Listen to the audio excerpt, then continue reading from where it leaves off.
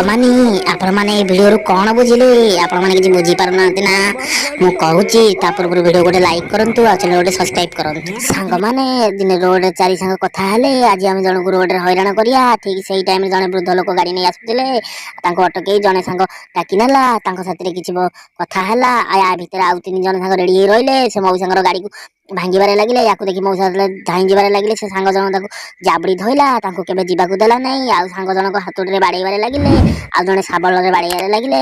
ଆଉ ତା ଭିତରୁ ଜଣେ ସାଙ୍ଗ ଥିଲା ପଥର ଧରି ଛେଚି ଦେଲା। ଗାଡ଼ି ପୁରା ଏକଦମ ଚୂନା ହେଇଗଲା। ୟାପରେ ମଉସା ହାତରୁ ଖସି ଆସି ସେଇ ହାମର ଧରି ତାଙ୍କୁ ଗୋଡ଼େଇବାରେ ଲାଗିଲେ।